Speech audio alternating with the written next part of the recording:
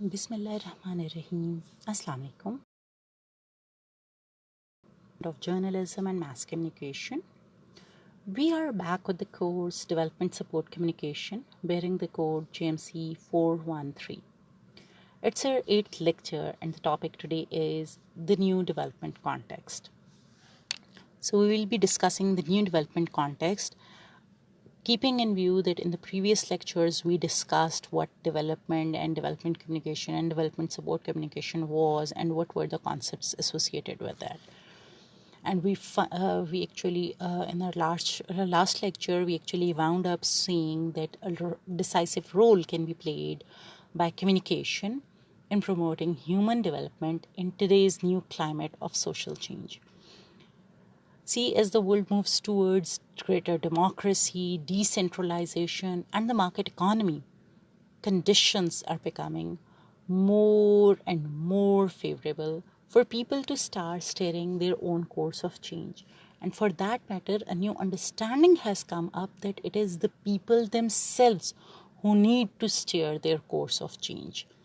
But for that matter, it is vital to stimulate their awareness, participation, and capabilities. Communication skills as well as technology are central to this task. But at present, these are often underutilized. So there is need to have policies that encourage effective planning and implementation of communication programs. Now, the new development context, actually, major changes and new emphasis have appeared on the development scene. It's not like how things were. It's that societies are opening up to debate. For example, there is a culture of debate now. People can talk about things. People can criticize. People can have dialogue. There is room for, there is a public sphere for alternative views, for diverse viewpoints. Excuse me. And markets are opening up to individual initiatives. For example, privatization and entrepreneurship are being encouraged. Similarly, new technologies are being widely available. They're becoming so much widely available that those are not actually limited to the urban areas.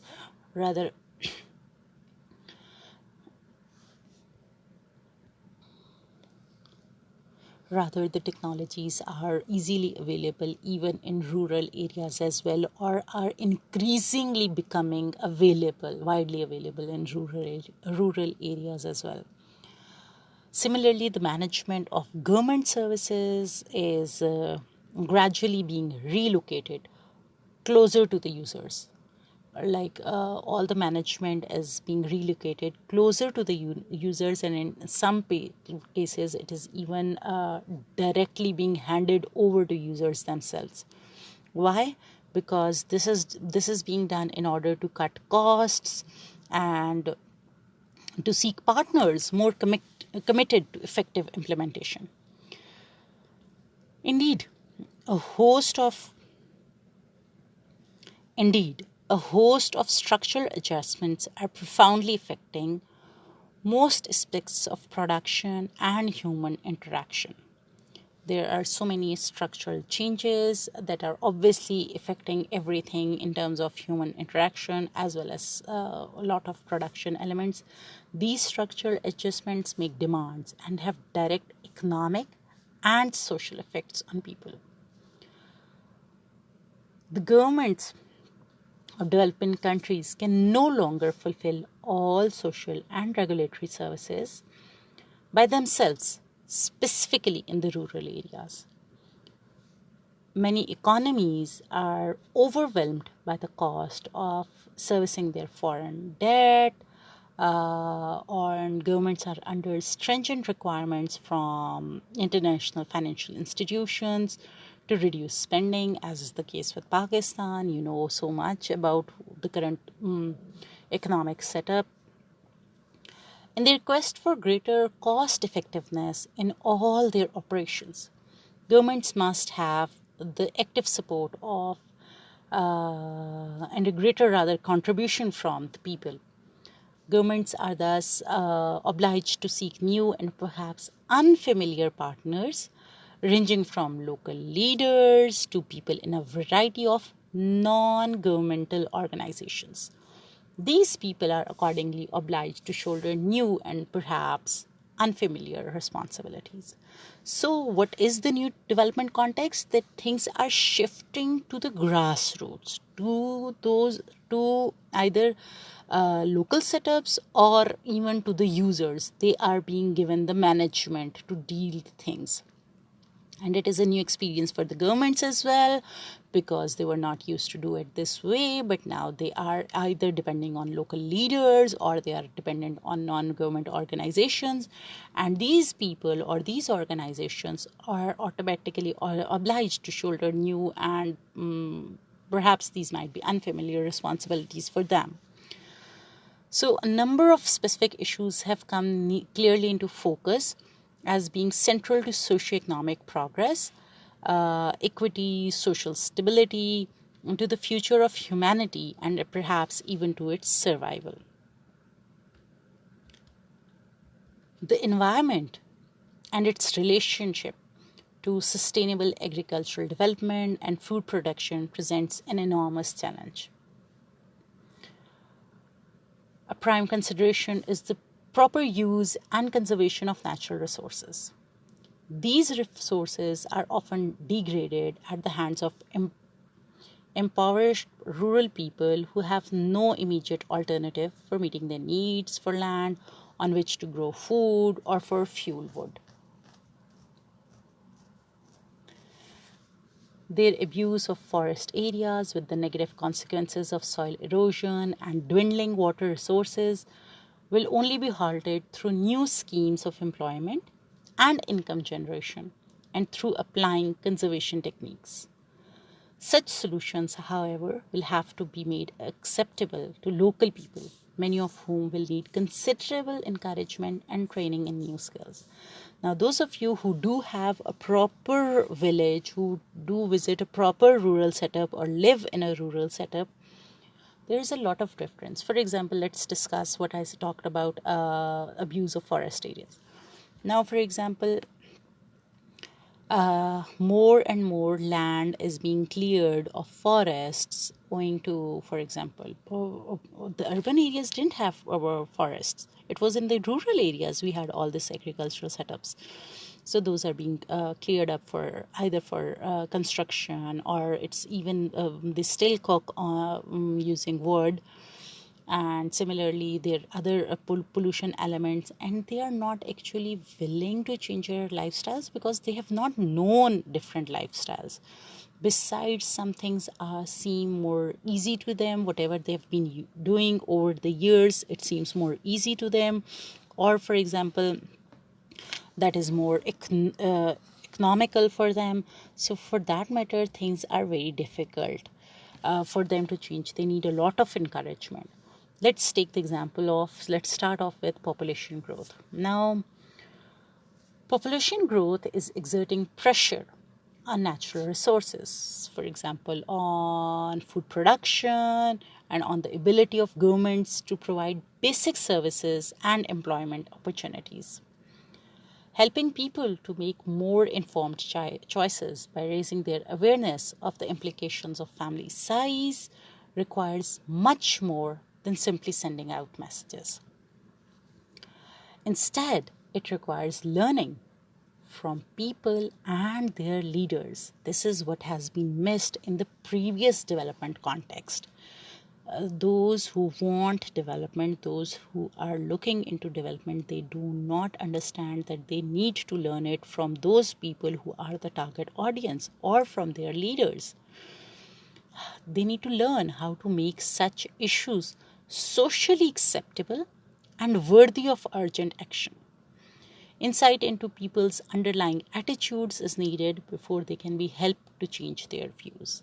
Previously, things were different. Now, this is the new development context has this understanding that those who need to change should be equipped with the knowledge and necessary skills so that they actually decide to change those things for themselves.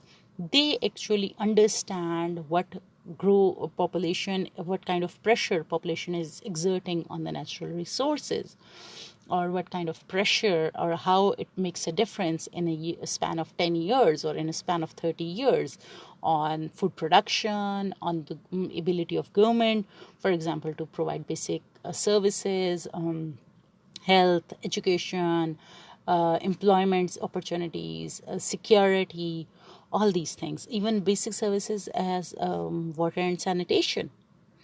See, so for that matter, now there is this understanding that it is not only important, it is not sufficient to just send out messages.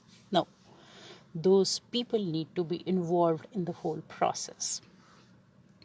Then the next, rural poverty. Since it is the next in the line, so the previous one is already available for you to see. Rural poverty continues to increase in many countries, accelerating urban migration and creating intolerable economic and social problems. The solution, of course, lies in the development of rural areas.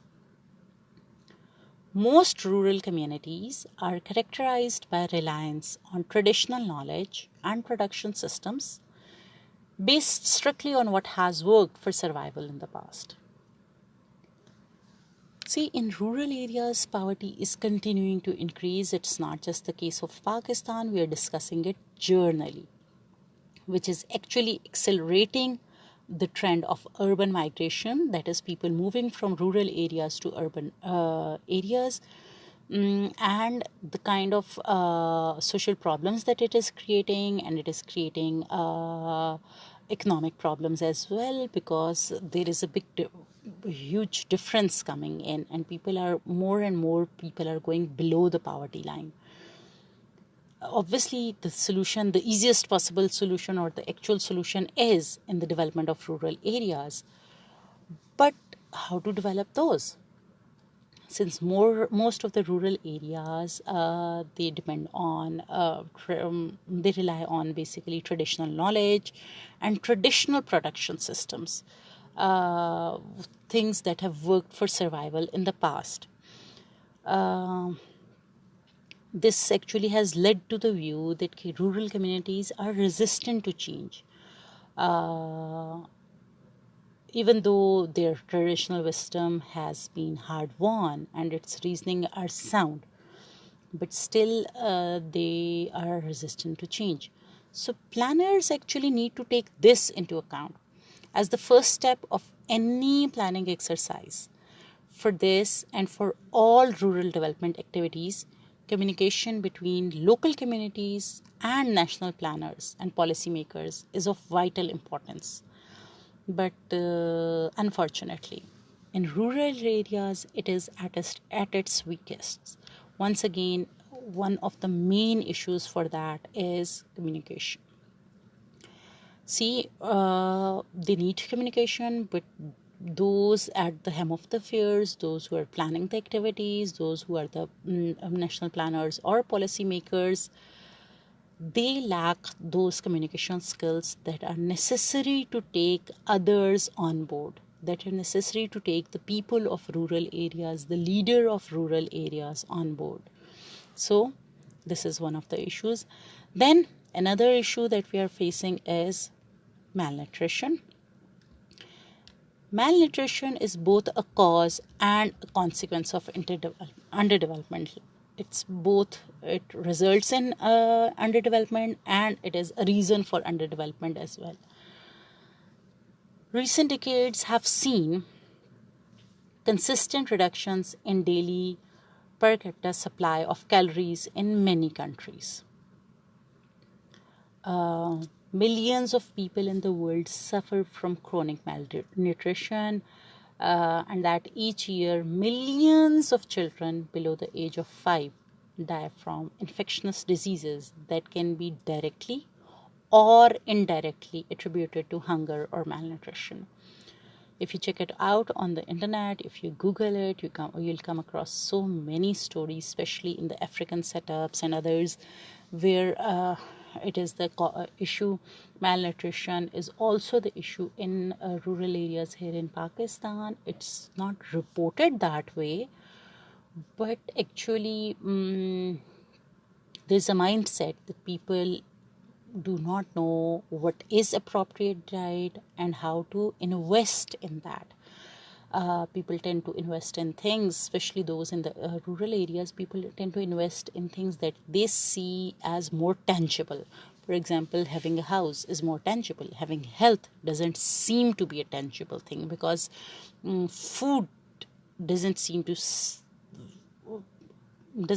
satisfy that thing. So they are into they want people to be healthy, but they do not invest in food, for example.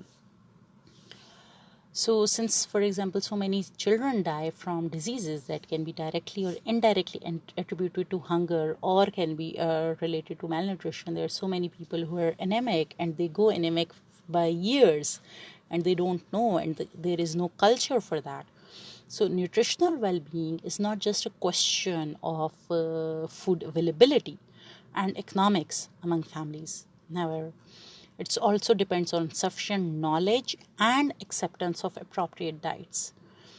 At the planners level, incorporating nutritional concerns into development initiatives for agriculture, food security, forestry, land use, exports, and so forth requires an increased awareness of nutritional priorities, since these are not spontaneously identified in such disciplines. See, if, for example, these things are incorporated, these nutritional concerns are incorporated into other development initiatives, this is going to bear fruit.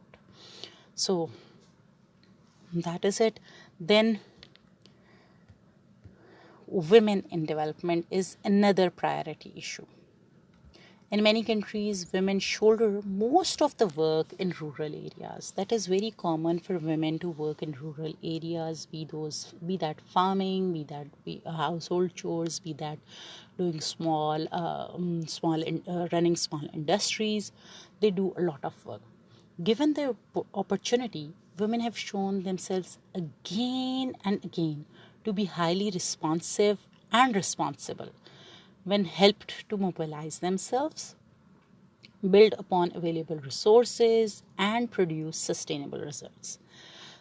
It's kind of universal. Women have proved themselves that they can they respond very well, they are very much responsible, they mobilize well, and whatever resources they are given, they work well to produce rather sustainable results that are not just one-time results. Women need to learn additional technical and organizational skills, and more women are needed at the center of decision making.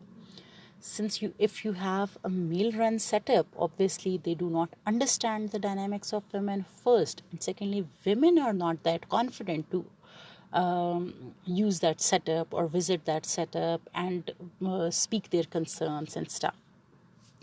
Specific challenges where communication is vital, including helping women's group to increase their self-determination and to broaden the dialogue regarding rights, privileges, and responsibilities. For that matter, we need more women in the center of decision making.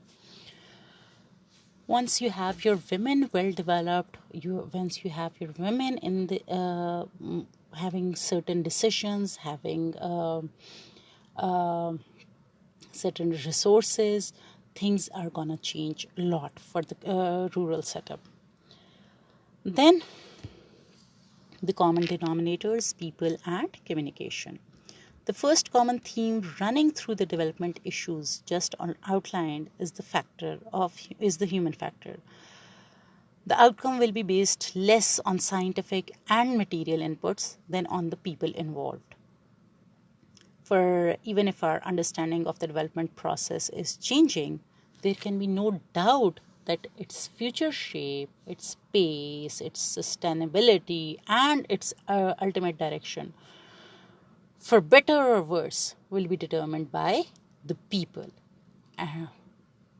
not only the people, the level of their awareness, their participation, their skills. So it is all about the people.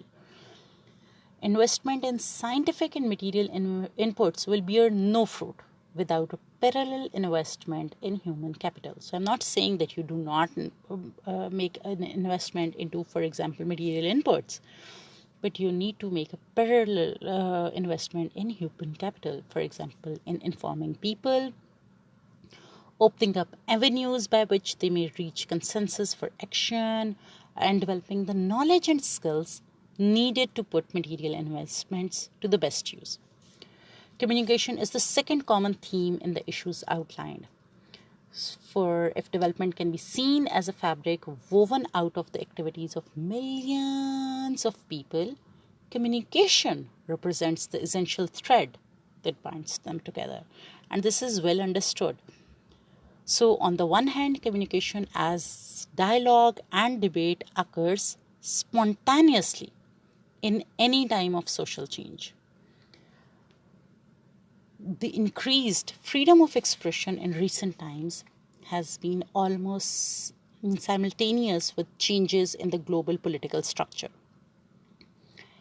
On the other hand, it is communication as a deliberate intervention to effect social and economic change that holds the most interesting possibilities. Obviously, a development strategy that uses communication approaches can help us out in revealing, for example, people's underlying attitudes and traditional wisdom, can help people to adapt their views and to acquire new knowledge and skills, as well as spread new social messages to large audiences.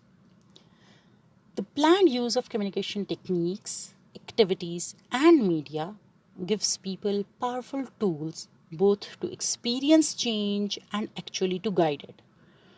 An intensified exchange of ideas among all sectors of society can lead to the greater involvement of people in a common cause. This is a fundamental requirement for appropriate and sustainable development.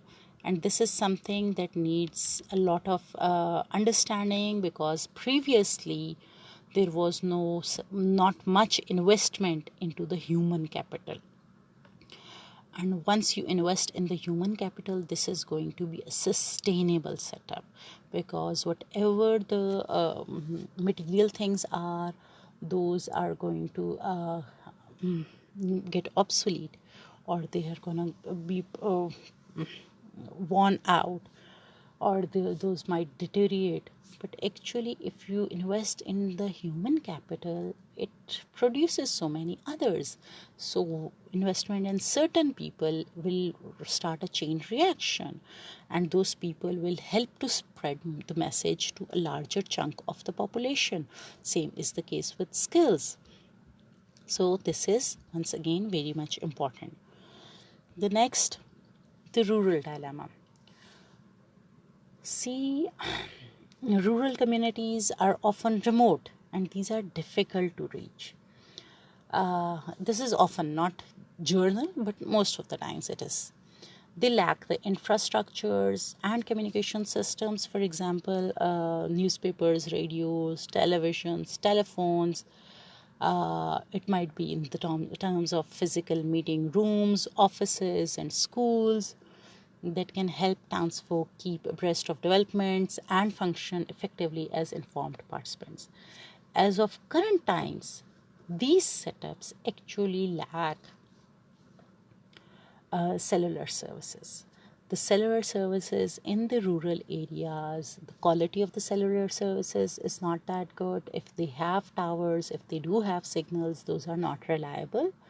And then there are obviously certain areas and communities, you all know each other, and you know some of your friends, or even some of you might belong to or come from certain areas where there is no internet access. You have to go to a certain point, a certain post, in order to have a cellular service. So it's the same cellular service and internet service, because in terms of current times, a lot of information can spread through the internet, but it is the rural dilemma that they do not have appropriate communication systems. In rural areas, the challenge is to increase the quantity and accessibility of information to ensure its exchange in appropriate ways and to elicit more information from rural people themselves in order to guide development planning. Once again, this is the same thing that we need local involvement, we need local information to guide the development process or guide the development planning. We live in a communication era with rapid expansion in the reach of mass media and improved techniques for the interpersonal exchange of ideas. For example, the advent of the cheap transistor radio, for example, has brought this medium to remote corners of even the least developed countries, where a lack of electricity can be overcome by solar powered transmitters and receivers. So, radio got common. Then, video provides a good example of the technological advances in the communication field. I'm just giving you a history. Little more than a decade ago, yes, video was a bulky and expensive medium. The basic kit for shooting included a camera and recorder weighing about couple of kgs, I guess about 20-30 kg, a power supply, and often an electrical generator for field work, if there was field work. Do you remember when they used to do video recording when you were young? The video recordings for weddings, they always had this cable running behind them, and they had this light, and it was a bulky, big-sized camera. So the total cost was almost like 10,000 US dollars or so. Now, video can be filmed in vivid color using a camcorder, a semi-professional unit including batteries. It weighs less than like 3 kgs and costs less than, for example, $3,000. The size and price of video equipment drop further every year, helping the use of video playback to expand rapidly everywhere, even to villages in remote rural areas. So this is the communication technology coming in. Preparation of printed materials with type, graphics, and photographs, it has also been revolutionized. The use of computers for desktop publishing has sharply reduced costs and production time, providing much greater accessibility and versatility. Traditional and popular media such as folk theatre, dances, puppet shows, popular poetry, as well as rural press linked to literacy programs and audiovisual material can be highly effective channels for disseminating development information and for stimulating community action. Much more is now known about the interpersonal communication skills development field workers need in order to function more effectively as agents of change with rural public. Over the years, there has been a lot of research into this, and now it's been known that the field workers or the agents of change, they need more developed interpersonal communication skills in order to have effective communication with the rural people. These skills, for example, include the use of techniques such as focus group discussions, illustrated discussion tools such as flip charts that have been pre-tested to be effective for rural viewers. Keep in mind, rural viewers. And other media such as video and audio visuals that can be used to share ideas and cause reflection, or as part of a training methodology involving presentation, discussion, and practice. Interpersonal communication skills can improve activities at all levels, enhancing management, teamwork, and the morale of personnel. So if we look at the new development context, we actually realize that everything actually lies in the people. So we need to invest in the people. If we invest in the people, both the people, those who are at the planning end, if we train them about the rural population, how to communicate with them, how to get their perspectives, how to use their leaders, how to use interpersonal communication, how to use mass communication. At the same time, if we do the capacity building of the rural population, so this is gonna bear fruit, because they themselves can bring about all the changes that need to be brought about. That's all for today. Thank you. Allah Hafiz.